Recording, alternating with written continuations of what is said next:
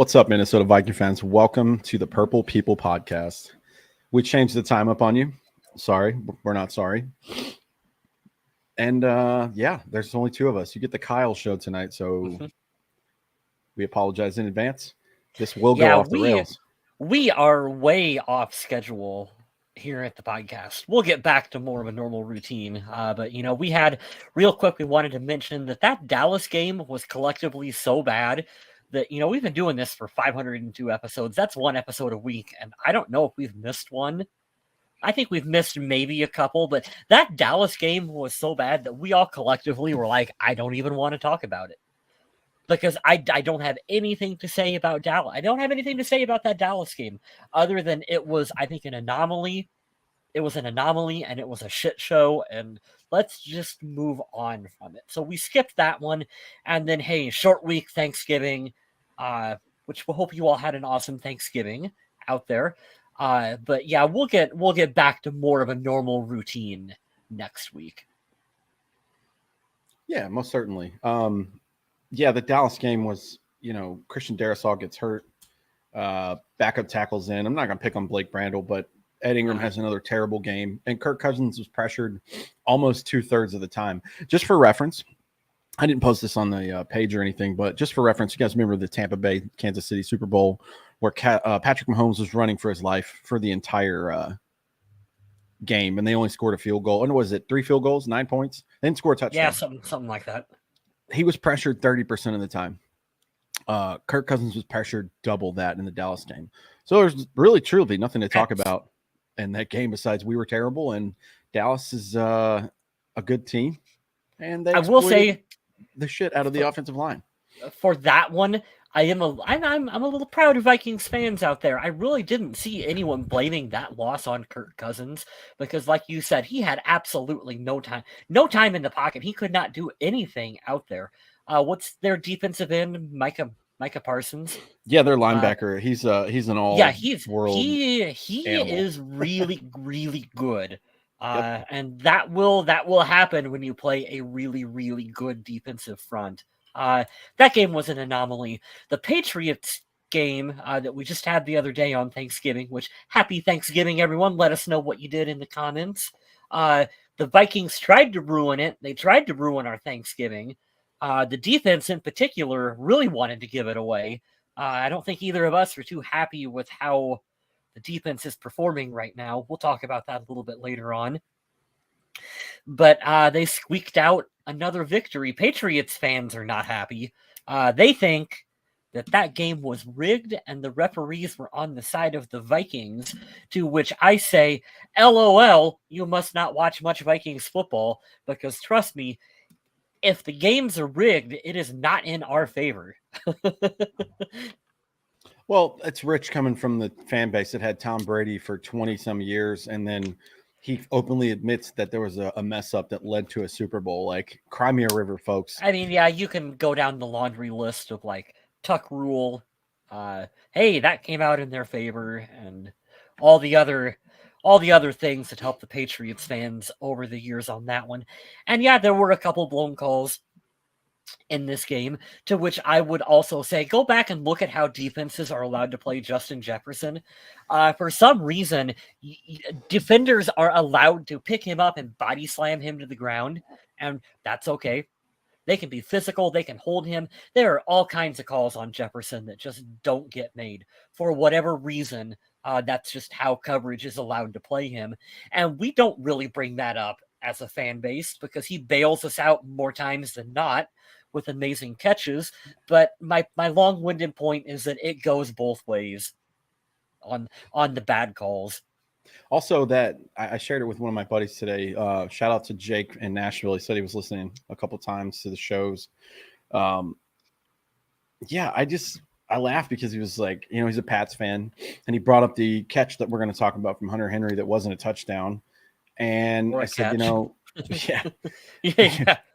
It's weird. I see the frustration there, but also, like, in the Washington game, a referee full-on tackled Cameron Bynum and ruined an interception. Yeah.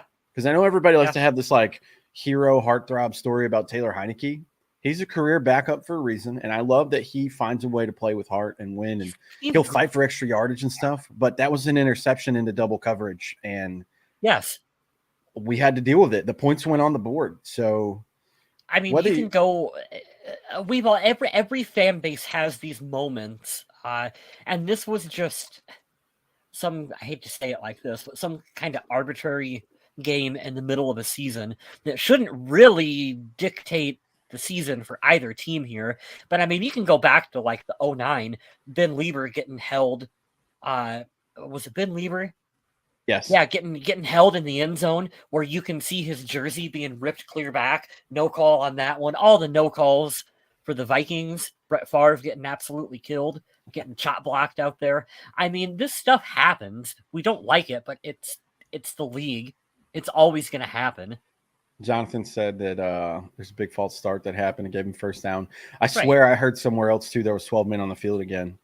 I'm going to find out where the officiating like little office is, and we're going to commit arson there if that happens again. It'll be the third time this season. We do not condone arson here at the Purple People Podcast. No, that's singularly me. And if you need to at me NFL, here's where you can find me. How about that? Yeah, it's crazy, man. The inconsistency Game there. of Jones. I love the show title. Oh yeah. Fun fact, I've never seen an episode of Game of Thrones. I'm a big Game of Thrones fan. I got I'm backwards, but there's one of my tattoos is Game of Thrones. Nice. I have never seen an episode. Oh, I've heard it's amazing. It really is. I highly recommend it. What are you doing? We're trying to record a show here. I have some apple pie out and I'm still munching on leftovers. And he's like, well, that looks wonderful. That's too bad for you. It's much too good for German Shepherds. All right. Back to football. I said this before to some of my friends at work, and I just thought it was funny that we scored the same amount of points as the Bears. But I said if the Bears can go to New England and put up 33 points, I have faith that we can win this game. And we scored exactly 33 points. Yeah. So let's go in and let's just go ahead and do this because we try to do this every week. Sometimes we just ramble on, but whatever. Who was your game ball in this game, sir? I kind of forgot to pick out a game ball. Who could I go with? Well, I mean, Justin Jefferson. Sometimes obvious is obvious for a reason. This kid's got 139 yards, 1 touchdown on that game. Every time you look up, that kid is just making play after play after play. There was one point where he made his first amazing catch, and I turned to talk to my dad to be like, wow, that's awesome, and looked back and thought they were I legit thought that they were showing a replay of the first amazing catch. No, it was another one that he made right after that. It's like we are absolutely spoiled with some of the talent that we've had on this team over the years. Like, you can talk about, not having a Super Bowl win sucks, like not having one sucks, but we've also had, prime Randy Moss, prime Adrian Peterson, prime Justin Jefferson, and then guys like Jared Allen out there on defense. Like, we've been absolutely spoiled with talent over the years on this team that are a lot of fun to watch. And Jefferson is one of those, you pay the man whatever it takes to keep him on Minnesota. He's that kind of talent. Charlotte's still pissed off about the Dallas game. Yeah. We're on to New York. We're on to New York, ma'am. That's just in the past. That is but a number on a screen beside the win-loss column now, which is great. You don't have to suffer through that anymore. I could go a couple of different ways here. Kirk Cousins had his first 3-touchdown game of the season. I think he was like 30 for 37 or something like that. He was wonderful. Really thought about giving it to Patrick Peterson because I just found out yesterday, thanks to Twitter, he's the 3rd overall ranked cornerback in the league this year. Nice. And he had a great veteran move where he kept on the very last drive a player inbounds, which ran a lot of time off the clock. But yeah, that was a key. That was like, hey, that's why you pay these veteran players, because they understand the situation in the moment of like, nope, I am just going to manhandle this guy and keep him in bounds and run that clock out. I love it. I love it, but I have to agree with Jonathan here. The game ball goes to Keenan Wangwu. I mean, he's on pace to break all the records. He's only in his 2nd year, and he has 3 return touchdowns. Cordero Patterson, shout out to the former Viking first-round pick. He, I think, what is it, 9? He holds the record now, so he passed Devin Hester. His 9 career return That's touchdowns. crazy that he passed Devin Hester. Do you think I he's wish better? Okay, so I who do, who are you but it's afraid of because more? well, I mean, back when you could, the thing that makes it more impressive is they don't do that many now. We're kicking off from the 35 or whatever, so it's harder for him to get. And he has the longest one in history. His foot was on the back of the line for the one they had the color rush for whatever game that was. It was amazing. That's why I think it's better. But also, I have an honorary game ball, and I can't believe I'm about to say this, but Robert Griffin III, I have poo-pooed on him on this show for so long, but whatever reason the Vikings are winning, he's had nothing negative to say in the last month or so about Kirk Cousins. And I quote, Adam Thielen called the turkey dry and spit it out on national television. Justin Jefferson wasn't taking his grill out to eat the said dry turkey. Then Kirk Cousins said he's going to call his dentist to get custom diamond grills. This interview is gold. Yeah, it was a lot of fun. I loved that interaction between those 3 players, and Patrick Peterson jumping in and stealing a turkey leg was an awesome moment. I loved the way Kirk legitimately dove into that turkey and was eating the fucking thing, and Adam Thielen's over there spitting it out, and you could tell Jefferson wanted absolutely nothing to do with that thing. Kirk was literally, he was going to town on that bird. Which is hilarious because that just feeds into more stereotypes of just white people eating shitty dry ass chicken. Yeah. But we don't have to go down that rabbit hole. That just made me laugh. I love watching the post game speeches that Kevin O'Connell gives, and he gives out multiple game balls every week. So you know what? I'm going to give out multiple game balls this week too. Justin Jefferson gets my first one. Kevin O'Connell is going to get my second one. And I don't know if we've given Kevin O'Connell a game ball yet, but I tell you what, man, this was one of those games where under a previous coaching staff, you get blown out by Dallas. You come back on a short week. You play sloppy. Against the New England Patriots. You play not focused. You look ahead to the mini bye week. We've seen this story 100 times. Right. This is a game that Zimmer probably takes a loss for. So I got to give it to Kevin O'Connell. Whatever he did and said to the team, and I'm assuming they must have completely thrown out all the game review for that Dallas game and just moved straight on to New England. He got this team in shape. The defense is still suspect. We'll talk about it. I keep saying that. We'll talk about it. We'll get there. We know. But man, he got the team turned around. He did. And I got to commend him for that. He did. And I like that through all of the coaching and the mental stuff you have to do physically, these guys were sore from the other day. I mean, they have to be turning around and play, but now they have a mini bye. There's winnable games coming up. I think they can beat the Jets. I know they play the Colts and then the Giants on Christmas Eve. I'll be honest. I'm a little worried about the Jets. Yeah, I would be too. A little bit. They're not a pushover anymore. The matchup with Sauce Gardner out there on Justin Jefferson is going to be really key. If there's a corner in the league that can shut him down, it's going to be Sauce. For sure. So that'll be a fun matchup to see. You always want to give Jefferson those 50-50 balls, but in this matchup, this will be a Dalvin Cook game. Yeah, I was going to say, with that matchup, maybe you don't want to throw as many of those 50-50 balls his way, because you could get some turnovers from Kirk on that one. Well, when you're the Jets, you have probably the best corner tandem in the league, so you can really put your guys out there to try to stop the run. But this team does so many things well on offense. And once it gets rolling, it'll be great. And we should have Christian Darrisaw back. I mean, it's only Saturday. We hope. And they played a couple days ago. That's right, Jonathan. The Jets did bench their quarterback. So that does play a little. Maybe it plays in our favor. Maybe not. Maybe we want the shitty one that they benched. I don't know. Zach Wilson. Just out here being a young, dumb quarterback. Good for him, I guess. Maybe cramp in my foot. Oh. Let's break down some stats from this game, though. Well, actually, we didn't give away donkeys. I don't really know who to start with. Oh, Jesus. Just Ed Ingram. Throw a dart. Yeah, Ed Ingram. He's very bad this year, but I will be the first person to stand on the hill and defend him and say he's not going to be cut. You got to give him a chance, and he's a third-round pick, man. It's not I like know. Darisaw you picked in the first round that was supposed to be like, hey, dude, we invested a lot in you. You got to make it work. And quietly, even as bad as he is, his neighbors, talking about Garrett Bradbury now, his neighbors have to be good for him to get better. Garrett Bradbury's had a great year, so I don't know if he's the answer going forward, but it looks like he might get a little extension. So I think he's going to be our answer moving forward, regardless yeah, if we like it or not, because there's not a lot of, you're not going to find a center. Centers don't hit free agency, and he's what we have. correct. And so you probably stick with him. I don't know if it's because it's a new coaching staff, new regime, that I'm willing to give Ed Ingram more leeway than if he was a Steelman pick. Because if he Sure. was a Steelman guy, I would be pissed off and calling for his head on a stake right now. But I guess I'm kind of willing to look the other way a little bit.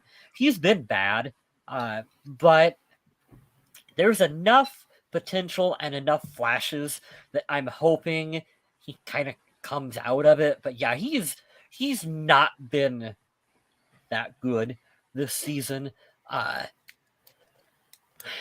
Defense is where I want to go with Donkey. It's a little tough to pick on the secondary because we're so banged up right now that we're starting guys that you don't even hardly know who they are out there at corner. So that's always difficult. I don't like the overall scheme that the Vikings are running, and I think you blame that on Ed Donatel. Yeah. We were just talking about this, man. There's right. no pressure being brought. I was begging and pleading and screaming at the TV. I went to my dad's house. I wanted to hang out with him at the end of the day and watch the game. And I was just furious because I said, send more than 4, please. I don't like matchups where wide receivers are in the flat against linebackers. That's a mismatch. Let them do what they need. And, we were just talking, and you just said about how if this was a Zimmer game, it feels like it would have been a loss after such a blowout from Dallas. I'll tell you what wouldn't happen.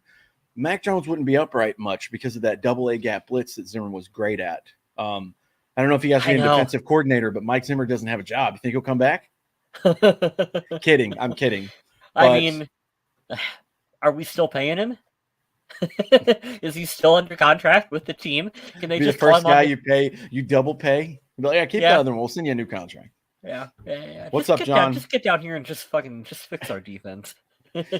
Just want you guys to know, if JJ averages 128 yards a game for the rest of the year, he'll achieve 2,000 yards. That's a good stat.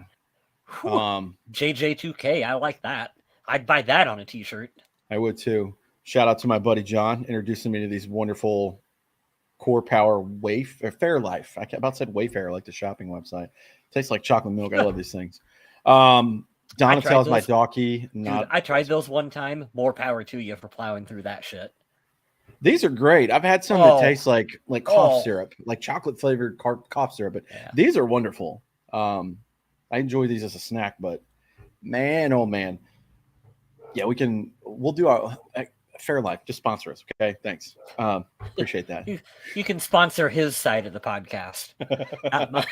They have other flavors. We'll get you on one. Interesting thing. Adam sent this in the chat, and I saw this floating around on Twitter. Shout out Janique Eghart. I don't know how you say last name. He's got JJ as his profile pic, so I like him. The Vikings will clinch the division next week if they win versus the Jets, the Packers lose this weekend at Philly, or at the Bears next weekend, and the Lions lose to the Jaguars. This could be the fastest we've ever won the division, I think, ever. I don't know that any other team has. I know 2017 we had 3 losses, but we also have an extra game this year compared to those years previously. Yeah. And the Favre year was we were 12-4. So we only have half those losses right now. The Vikings can win every game the rest of the season. They can beat every one of these opponents because half of them they have. But it's going to get tough. Some of those games are going to be outdoors. It's going to be cold. Obviously, injuries will happen. But just want to keep you guys in the loop that the Vikings are running away. They have a 5-game lead right now. So, I know teams play tomorrow, but they have a 5-game lead in the NFC North. Depending on how soon they lock this shit up, we might not get JJ2K because you might be at a point where you're like, I don't want to risk our offense. And yeah, I know there's other guys out there, but it's Justin Jefferson's offense. You might not want to risk him further on down the stretch. For sure. I agree with that. Also, John, I'm with you. I low-key want the Packers. Packers are not going to make the playoffs. They're in very bad shape. But I want the Eagles to lose as many games possible because I want Yeah, fuck the revenge Eagles. from 2017, and I want them to come to Minnesota. I think that'll be a wild place for them to play. And I think that they lost to the Commanders. They lost to the Colts, or they beat the Colts by 1 point. I mean, I think they're slowly starting to show their game plan, but I agree with you 100%. I can get behind the Packers for the greater good of the Vikings. And this is what I was alluding to. Yeah, legit shot to get the first seed. We're past the hardest part of the schedule. Yeah. Yeah, I agree. We're getting there. Your I know dog Jets, agrees Colts. too. Yeah. I He's can- over I here can creeping tell. again. Yeah. Look at this. You're You not still getting got- any of this. I was gonna say you still got food left on that tray. I can tell. I have a little bit of apple pie left, and he's just over here hoping that I'll be nice. I know it's dinner time. We'll get you some food later, dude. Anyways, as long as we don't have something like the Minneapolis Miracle happen again, no, I don't think so either. The thing that sucks is you have to play those 2 games because you don't get a bye. Remember, the 2 seed used to get a bye as well, but I don't know. I kind of like that. If we do become the 2 seed, I like not resting because I feel like there's always a lull with those teams that have all that time off, you know? Yeah, there's something to be said for momentum rolling into the playoffs, where you keep going, you keep going.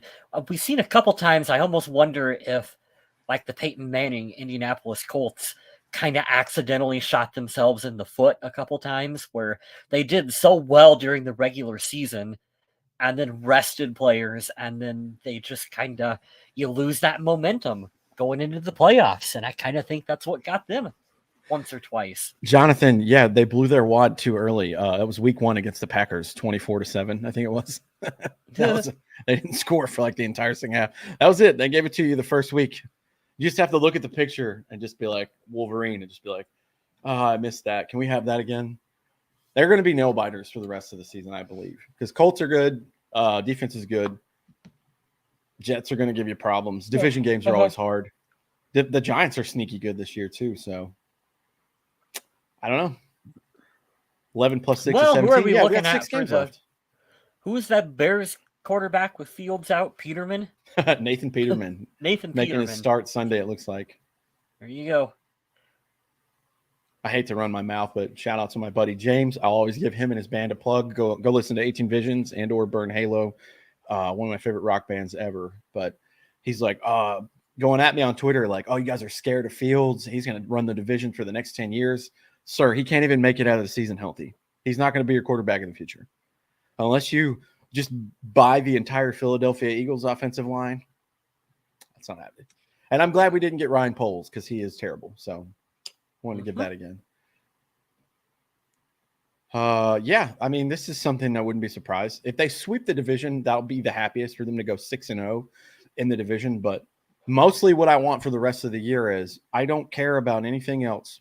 I want them to beat all the NFC teams, which they have 4 left. 3 division games, 1 the Giants are left in the NFC East. I don't care if they lose to the Colts and the Jets. I want you to beat the rest of the NFC teams and start stacking and worrying about seeding at this point. But Vikings are going to be a double-digit win team this year, and I'm very excited about that. The turnaround is insane. Dude, yeah, it's wild. Prior to this season, we were sitting here going, I don't know, you give me like 5-6 wins, and that'll feel good. That'll feel like a nice rebuild, and we'll be headed in the right direction. We want to see flashes from a draft pick, and it's like, yeah, okay.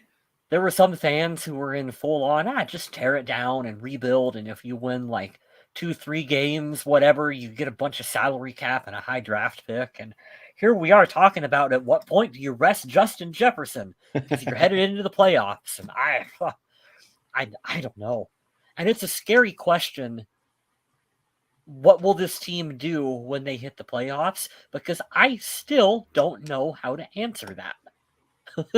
It just depends on what team shows up. It's such a generic answer, but Kirk just won a night game in primetime. I mean, against Bill Belichick of all people. Turkey involved, so he had extra motivation. Yeah, of course. Yeah. I really want to see him with a grill too. That's hilarious. But yeah, against Bill Belichick, man. I mean, this wasn't a run of the mill like terrible give me win that they just happen to figure it out. This is a good defense. They are very good. And student becomes the teacher for a game. I like that. But I don't know, man. It's going to be interesting. They're going to face people they've played before. They're going to face people they haven't played yet. They're going to have to face the Buccaneers or the 49ers if they beat the 7 seed, whoever that might be. And that's going to be a test. That's going to be a hard test for this team. Mm-hmm. And what I was saying before we started, which all of you guys that are watching know, they have the worst point differential of any 9-2 team ever, or it was 8-2 up until last week. The worst. It's like +3.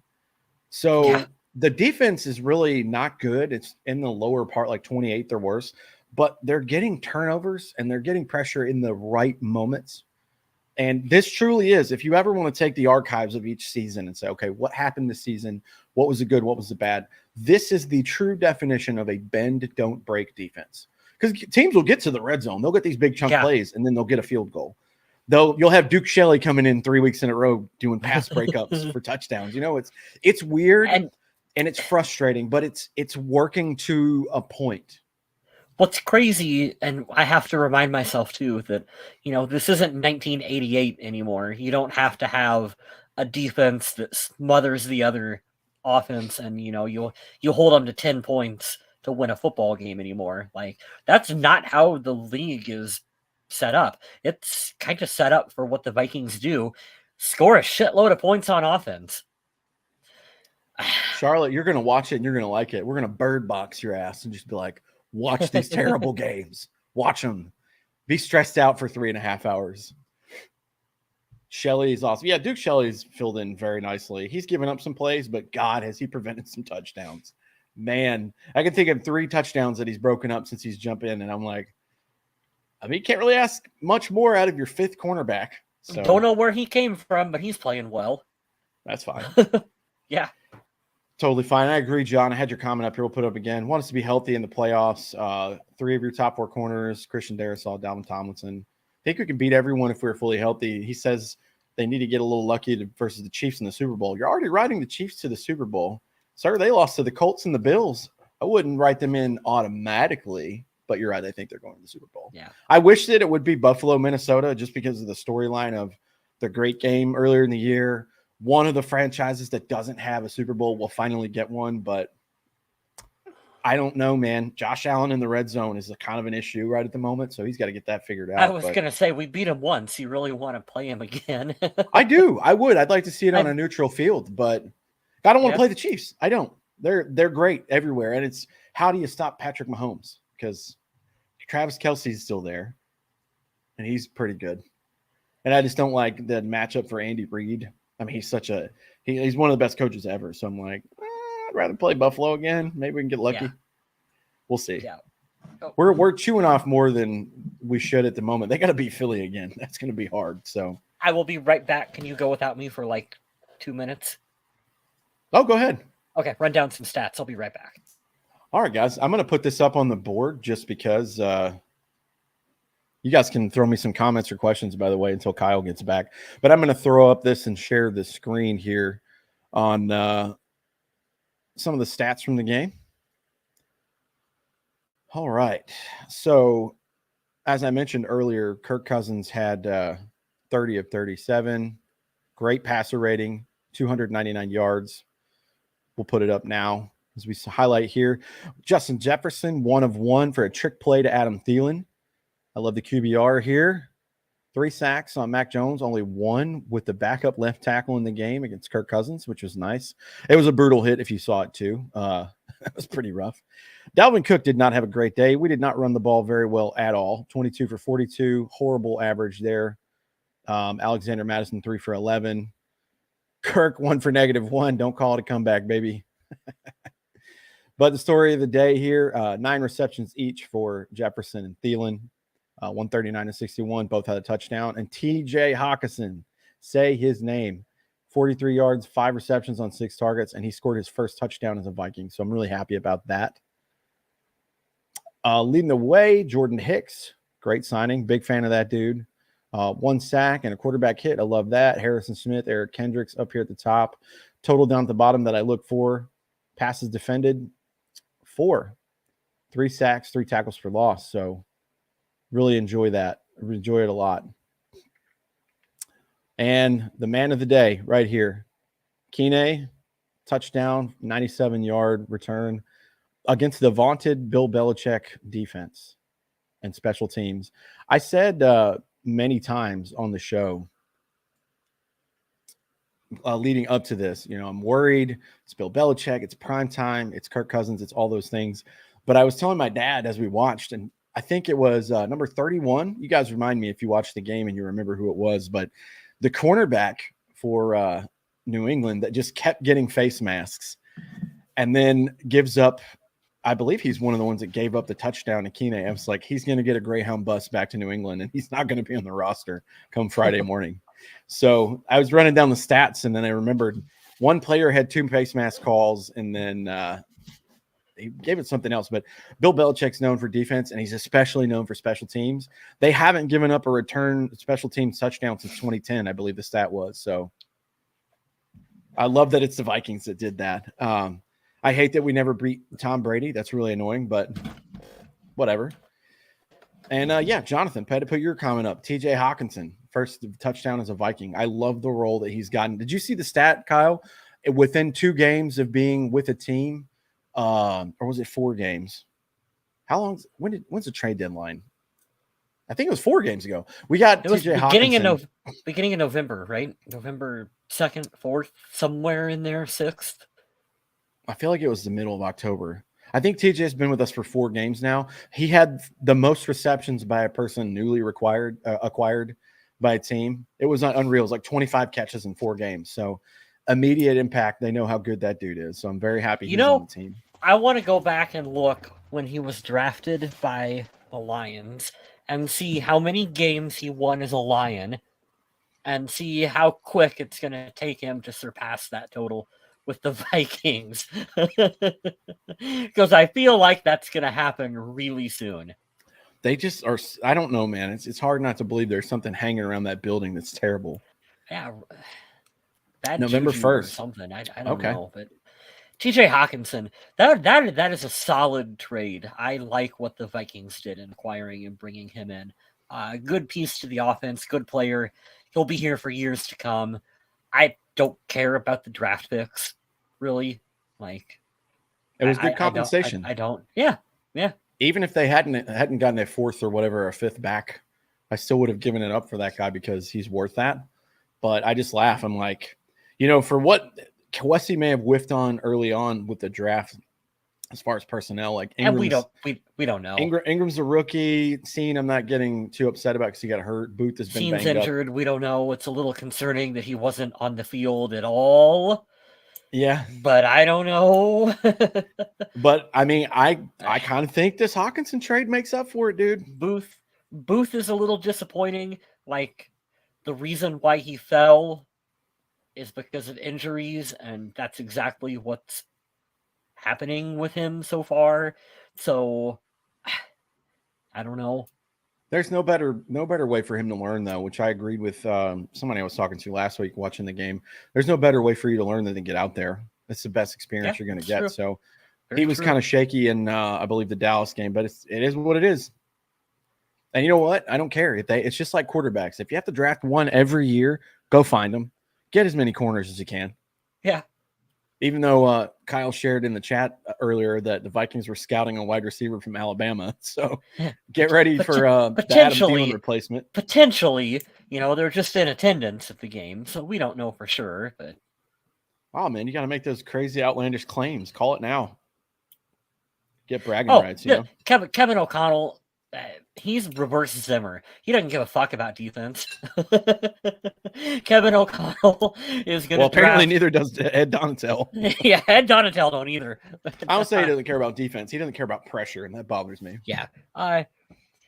We are going to draft all the offensive skill players underneath Kevin O'Connell, just like how many running backs you want, how many receivers you want, how many tight ends you want. Let's go get another tight end in the 7th round next year that'll just come in on special teams and block. Yeah. I did like so far I'm an underrated signing too, because I think he has more touchdowns than what's the guy we traded from the Jets last year? He had one touchdown. Herndon. Yeah. Johnny Munt already has more touchdowns than him, which brought him over from the Rams. Yeah. Oh, I love this coaching staff, man. I do too. Well, this is a fun game. Overall, the only other negative I had to talk about was Greg Joseph missing another damn extra point. The Vikings are going to be replacing him after this year, I think. You kind of have to, or Yeah. at least bring the competition in, because that's what's going to cost you in the playoffs. You have to have every point. You can't leave any behind. And I know. I'm worried that the Vikings are going to make it to a big playoff game, and it's going to come down to. Oh, we've seen that before. I know. I don't want to say it, but it's going to come down to that Blair Walsh situation again, and it's going to be wide left or wide right. Holy cow. Any word on Lewis Seen? Haven't heard anything since he got hurt. I know that right after he got back from the London game and had his surgery, shortly thereafter, he was walking around like no brace or anything. I don't know that he's going to come back. Maybe he will for the postseason. He'll be able to suit up. But as it stands, it's going to be Bynum and Smith, and then Josh Metellus is going to rotate in there. I'm not sure who else they have at safety for depth, but haven't heard any updates like recently, Jonathan. But if we figure it out, we'll look for it. Here we go. Greg Joseph isn't a Daniel Carlson. He can be replaced 100%. And as soon as he missed that extra point, Twitter was out with their sickles. They were going to go off with the head. Everyone was like, we got to get this dude out of here. So I get it. I don't like being that guy, because kickers, finding a good kicker is very hard. But I mean, he's setting himself up to get replaced with all these misses. Luckily, the field goals go through, and those are worth more points. But those extra points, they're going to come back and bite him in the ass. Yeah. I do feel really confident about the punter. Like, we got ourselves a good punter. Oh, yeah. Long snapper, like I've always said, I wouldn't even pretend to know how to evaluate a long snapper, but I haven't. Nothing has came up that would make me think that he's not doing a good job. Yeah. So it looks like we got 2 of the 3 figured out. I do think that they will probably replace the kicker after this year. I would be okay with them drafting one.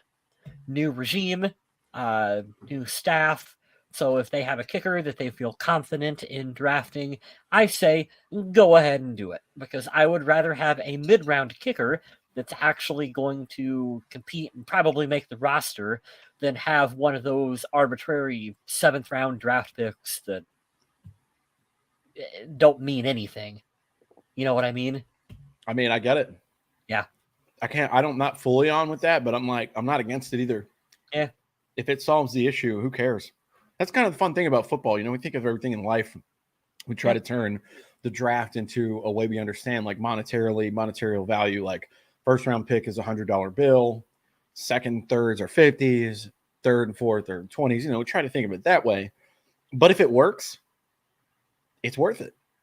That's kind of how I feel with these players. Whatever JJ gets paid, it's going to be a lot. Some people are going to be like, wow, that's too much money. And I think he's worth every penny. So they'll figure it out. I seen a funny joke on Twitter that was, I know what you're going to say, and it's the funniest the thing I've read in a while. The one about how if you're a resident of Minnesota, you've got to subscribe for $49.99 to pay for Justin Jefferson's contract. Every resident in Minnesota has to pay $39.99 once, so we can pay for Justin Jefferson's new contract. I'd do it. I'll Venmo the Vikings $50. Yeah, let's go. We got to go fund me to keep Justin Jefferson here in Minnesota. Whatever, I'll chip in. It's so funny. Yeah, he's not going anywhere. They won't let that happen. If that happens, I'm not a Vikings fan anymore. Like, I'd be very pissed. If they were stupid enough to let him go, like, fuck it. You don't. We talked about that too. There was some idiot on Twitter that I just absolutely flamed.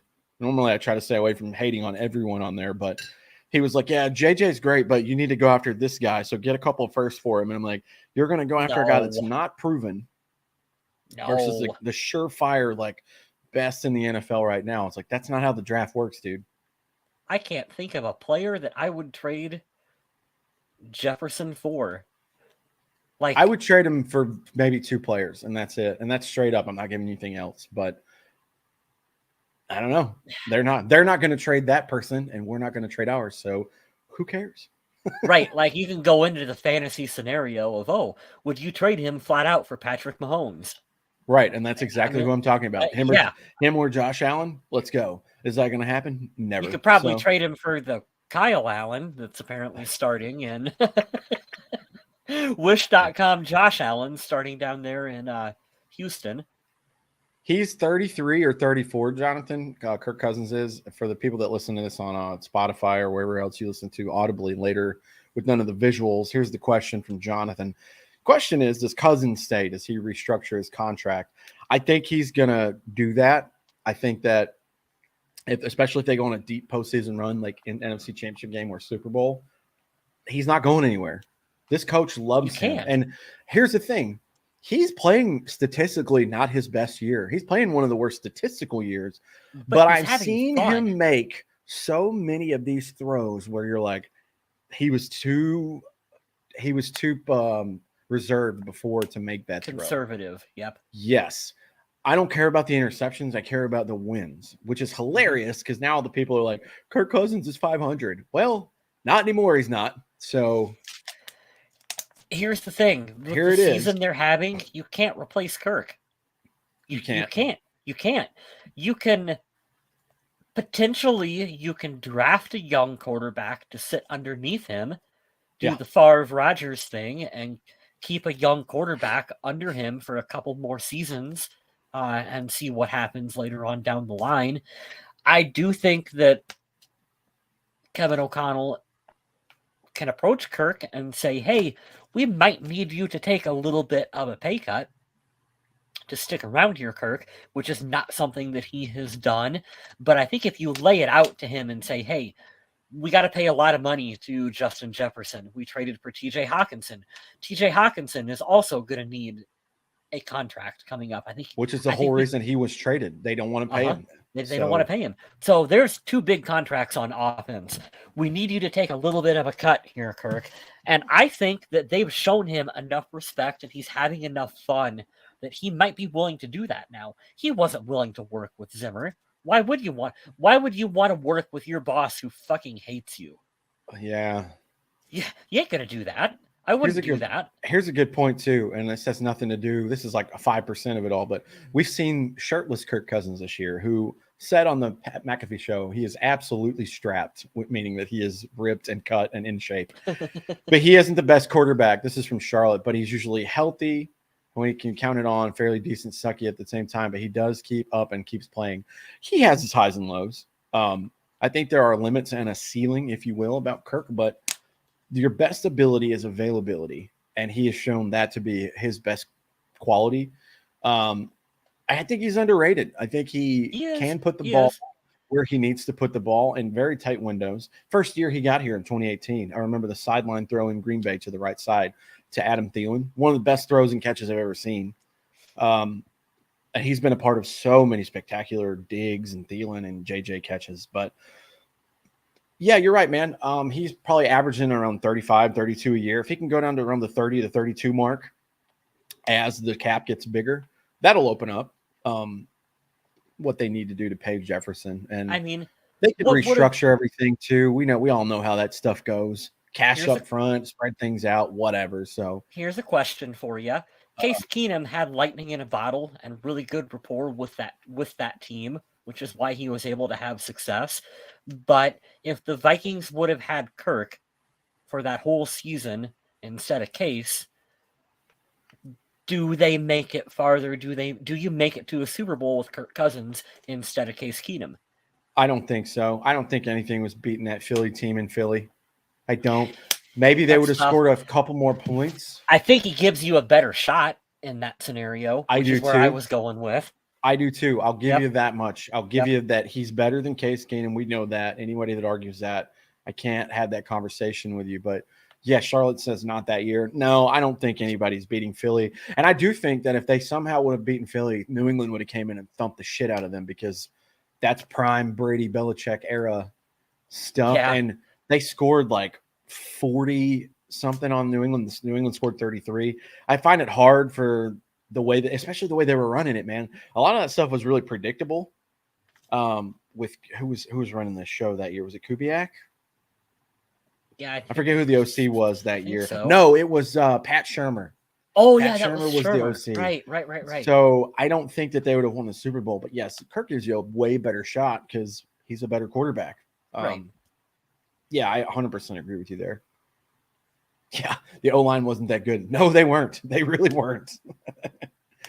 Even if he was a little younger. But I think the cool thing about Kirk is he's gotten progressively better.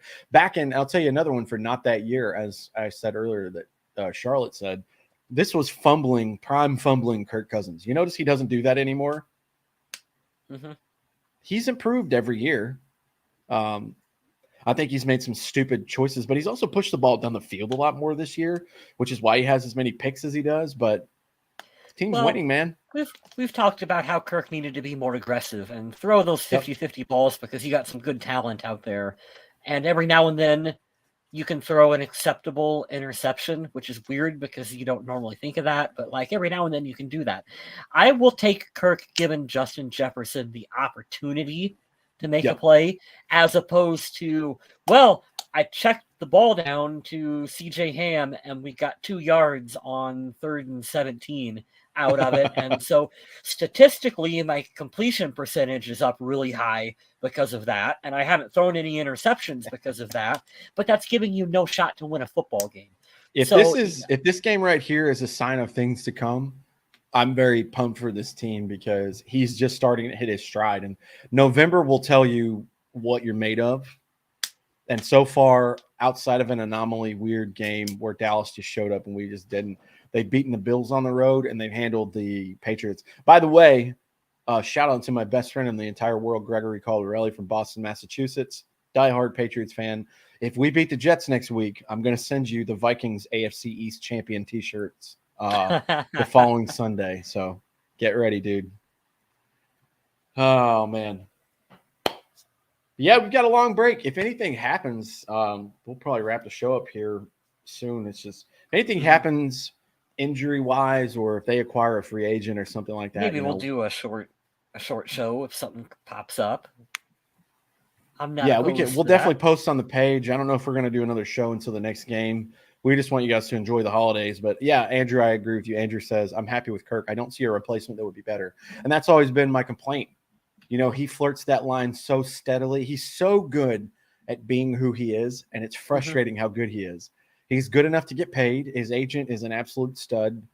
And like you said, for the interceptions or whatever, the way that he's pushed the ball and been more aggressive has been just enough to notice and just enough not to be terrible to where you're like, yeah, I can live with that. It's Kirk Cousins to the T, and I'm okay with it.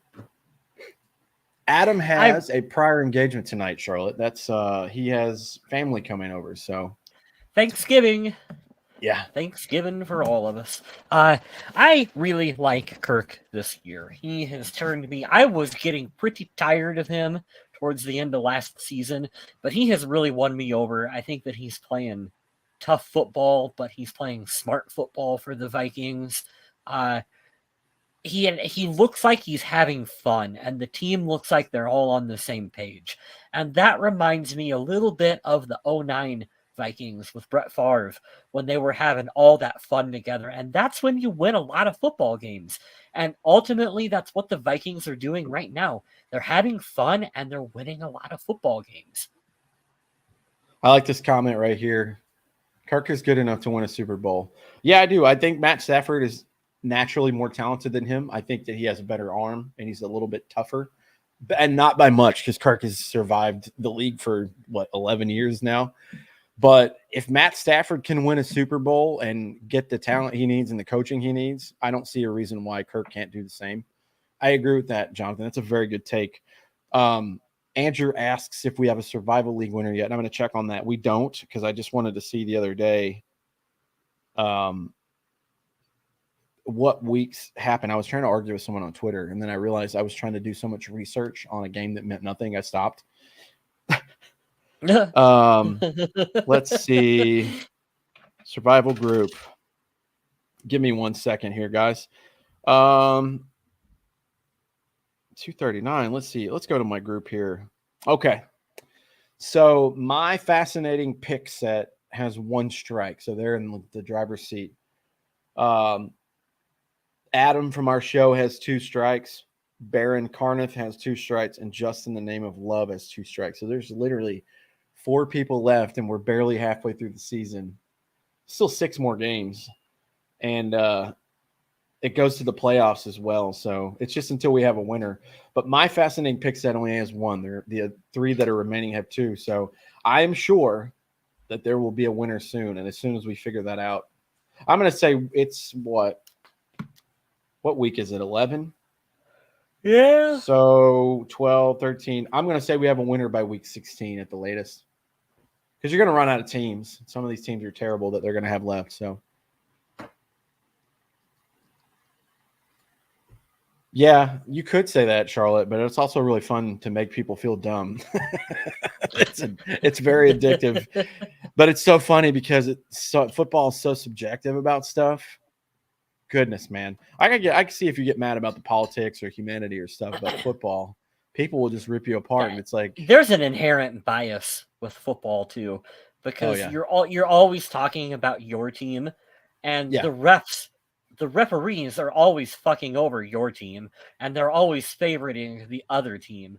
Like, well, there's such an investment too. Like, not even being lighthearted or funny is you know the most about your team. I like to pride myself now over the years of knowing a little bit about everything to have enough table conversation to sound intelligent, but not to be like, I'm not an expert. Like if anybody wants to ask me Viking stuff, I will be the most confident one in the room. Right. However, I don't know anything about the Ravens. I couldn't tell you who their starting right guard is. Yeah. I can tell you everyone on the Vikings roster, but people know more about their teams and they want to throw that at you. It's always a what measuring contest of like, how much do I know? And I'm like, when I caught myself doing that the other day, I was like, it's not going to change this person's mind. It doesn't make if you can have a good conversation and learn something, that's fun. I like it when I learn things, but people aren't there to learn. They're there to yell at you. That's it. Yeah. Oh man. That's my good deed for the day and how we'll wrap up the show. Let's try to be nicer to each other, shall we? It's hard. I'm really good at being mean, but I don't. Unless they're Eagles fans, then you can do whatever. The whole city of Philadelphia. Yeah. I'm glad you didn't win the World Series. Your town's a piece of shit. Everyone. They would have burnt it down if they did. Well, that'd be the only positive. Well, it might not be a bad thing. Let's plug away. What do you think, Kyle? I think that you should check out some of my photography work, and if you want to, help share the links around on social media, whether it be Twitter or any of the new other 800 forms of social media that have popped up over the past couple weeks or so. I don't know if you've tried any of those out or not, but I saw that you promoted one, man, and you're asking for more friends on there. That's cool. Yeah, Hive, I think is the name of it. I kind of like that one. Don't necessarily know if I need 3 of them, 4 plus Facebook. Yeah, because here's the thing. That's not even an opinion about it. This is what I think. What does it do different that I can't do on the others? That's the only question. You're right. That's where I get, caught up in should I have more? But I mean, it's fun. It's like a car. I've had different cars. They all do the same thing. Doesn't mean I won't get a new one later. Yeah, right. You can stalk Mr. West here if you would like. That's my socials. All I can tell you is he lives in Iowa. So if you can get through all the corn mazes, maybe you'll see him somewhere in a small town there. That's it. You have to hunt for the rest of it. Follow Adam Carlson on the vikingage.com. Look up his articles. We tell you this every show. Go click on an article that he's written on. It'll tell you right at the top who wrote the article. All you have to do is engage. Go underneath the very bottom once you read all the article and write a comment. Disagree, don't agree, write the word purple under there. Who cares? You'll pump up his numbers. You'll pay his bills. It's really nice. And he would greatly appreciate that. Don't have to promote The Walking Dead or Undead Walking anymore because it's kind of officially over, which is wild. It's been around forever. But there's Adam Carlson's social media, Twitter, Instagram, Twitch. We've got him streaming live on his Twitch and YouTube channel. So we also do some horror movie reviews, which is really fun. Haven't done one in a while. Maybe we'll knock the dust off there, him and I. And last but not least, if you want to follow me on social media, this is all of my stuff here. I have a show next week in my hometown, which I'm really excited about. I'm going to see a lot of familiar faces there already that I've heard are coming. So if If you want to hear some cover songs and maybe an original or two, follow me there. Freebird. Yeah, it's always Freebird. I wish I would yell Simple Man. I know how to play that song. Wonderwall. Definitely know how to play some Wonderwall. And on that note, I will let Kyle West lead us out for the show. We could sing closing time.